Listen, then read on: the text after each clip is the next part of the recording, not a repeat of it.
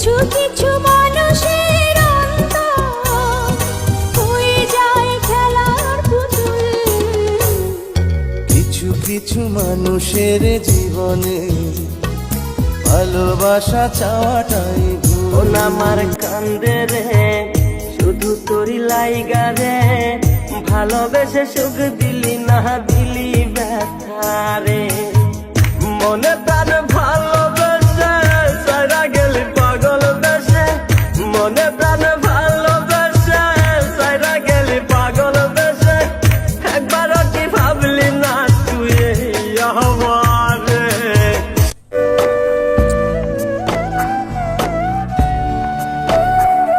তোমার খুশির জন্য আমি তোমার সাথে কথা বলা বন্ধ করে দিয়েছি। ভেবো না অন্য কাউকে পেয়েছি। মানুষ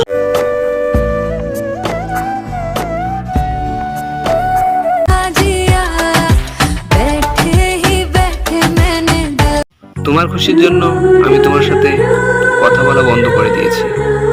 ভেবো না অন্য কাউকে পেয়েছি। মানুষ ভুল একবারই করে, প্রতিবার না।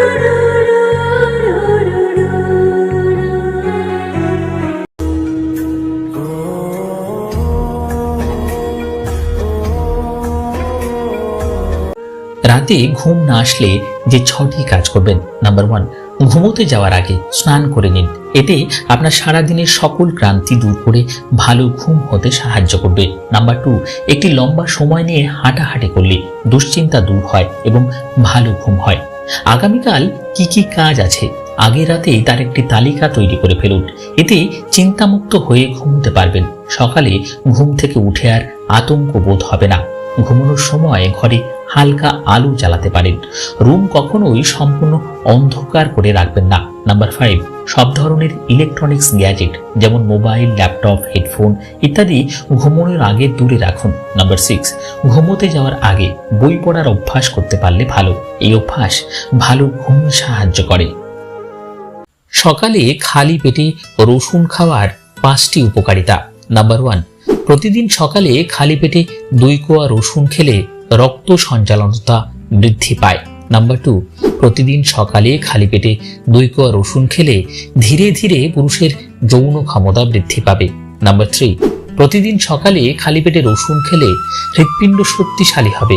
রক্ত সঞ্চালন বৃদ্ধির কারণে হৃৎপিণ্ডের ব্লকগুলো আর বাড়বে না। নাম্বার 4, প্রতিদিন 2 কোয়া রসুন সকালে খালি পেটে খেলে উচ্চ রক্তচাপজনিত সমস্যা থাকবে না। আর নাম্বার 5, প্রতিদিন 2 কোয়া রসুন খালি পেটে খেলে ত্বক ভালো থাকে। ত্বকে বার্ধক্যের ছাপ পড়বে না। চেহারায় কোনো দাগ থাকলে কমে যাবে। স্বামীকে খুশি করার 8টি উপায়।